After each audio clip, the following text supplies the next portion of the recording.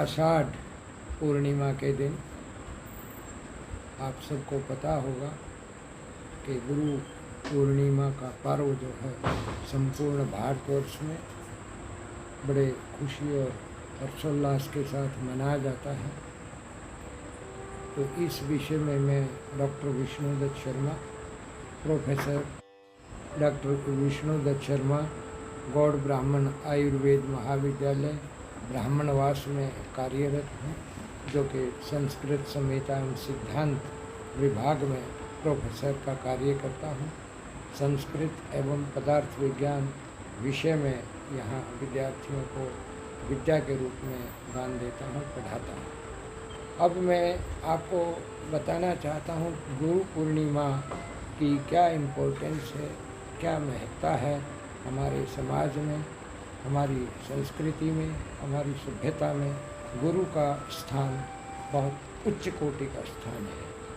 कोई भी व्यक्ति जो कि विद्या हासिल करता है, चाहे वो किसी भी क्षेत्र में हो, गुरु की आशीर्वचनों के बिना, गुरु के आशीर्वाद के बिना वो कदापि सफलताओं की सीढ़ियों को नहीं चूम सकता। गुरु पूर्णिमा का अर्थ है गुरु की पूजा, अर्थात गुरु के प्रति श्रद्धा, सम्मान या जो भी किसी रूप में उसके प्रति प्रकट करना चाहता है, आस्था जो होती है गुरु के प्रति, वो गुरु पूर्णिमा के नाम से उस दिन को जाना जाता है। हमारे वेदों में, संस्कृति सभ्यता में हमारे जितने भी ग्रंथ हैं, उनमें आषाढ़ मास की जो पूर्णिमा है, उस दिन गुरु पूर्णिमा का पर्व संपूर्ण भारतवर्ष में हर्षोल्लास के साथ मनाया जाता है। इसमें गुरु की पूजा होती है, अर्थात गुरु की पूजा किस तरीके से की जाती है। यदि गुरु आसपास हैं, निकट हैं, आपके सानिध्य में हैं, तो आप गुरु के पास जा सकते हैं, उसकी चरण वंदना कर सकते हैं। और यदि गुरु आपके आसपास नहीं है तो आप गुरु की प्रतिमा भी रख सकते हैं, गुरु की तस्वीर भी आप उनके सामने अपने सामने रख सकते हैं और उसके प्रति आप जो है नतमस्तक हो सकते हैं।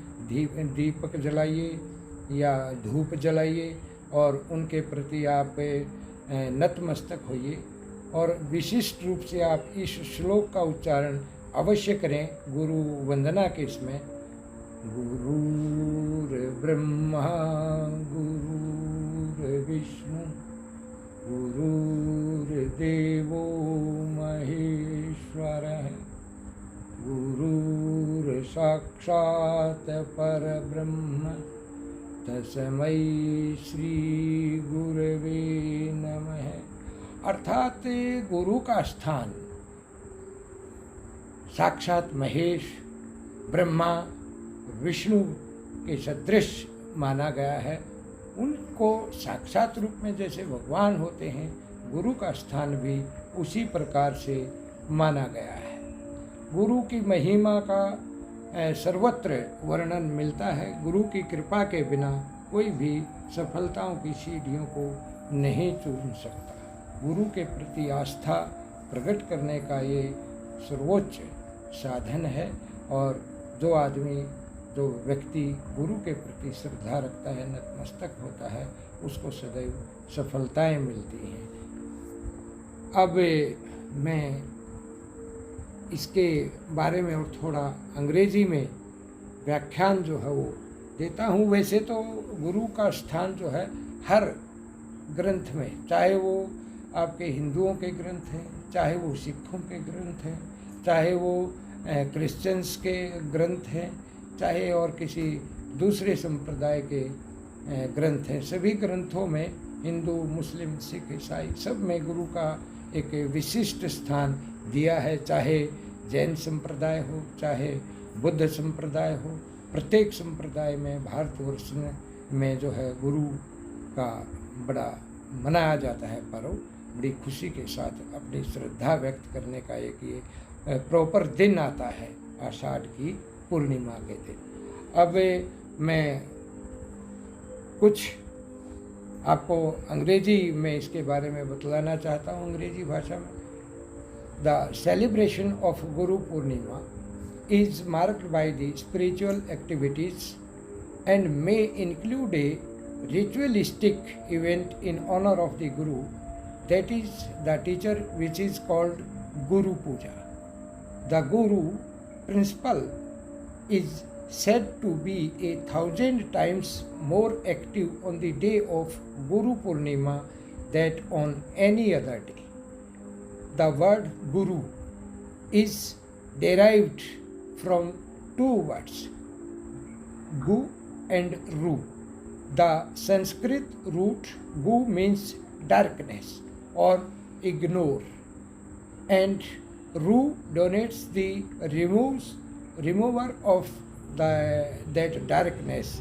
Before a Guru is one who removes the darkness of our ignorance. Guru is one who removes the darkness of our ignorance.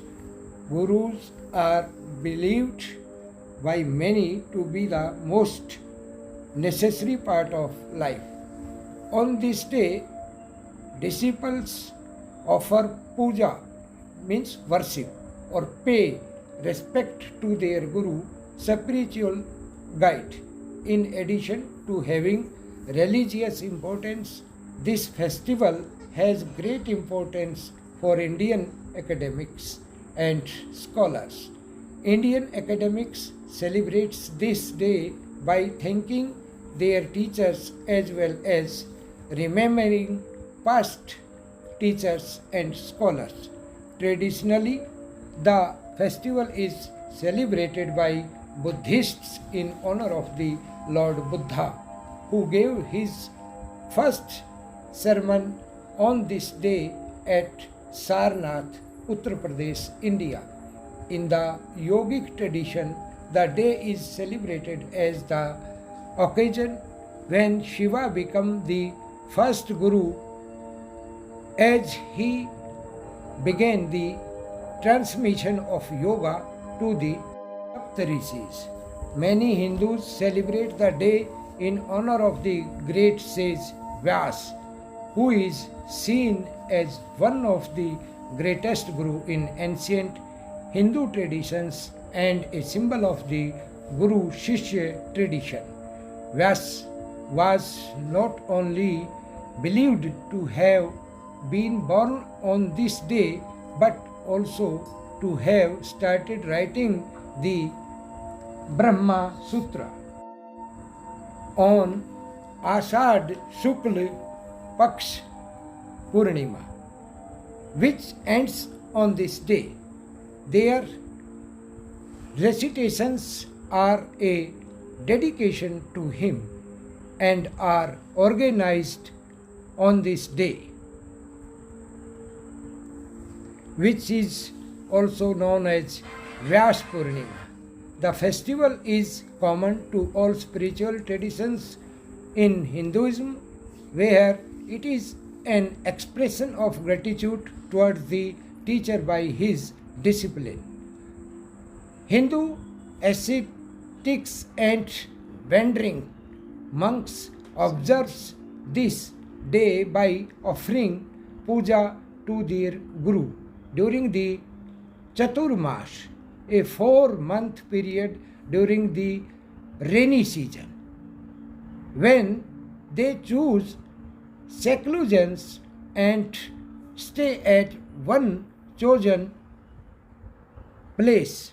Some also give discourses to the local public. Students of Indian classical music and Indian classical dance, which also follow the Guru Shishya Parampara and celebrate this holy festival around the world. According to the Puranas, Lord Shiva is considered the first Guru. Thanks, lot of thanks. आप लोगों ने मेरे इस वक्तव्य को बड़े ध्यानपूर्वक सुना, इसके लिए मैं आपका बहुत बहुत तहे दिल से आभारी हूँ। और आप सबसे मेरी प्रार्थना है कि इसको आप सब्सक्राइब भी करें, लाइक भी करें और शेयर भी करें। Thanks once again. Stay home, be safe. Thanks once again to all of you.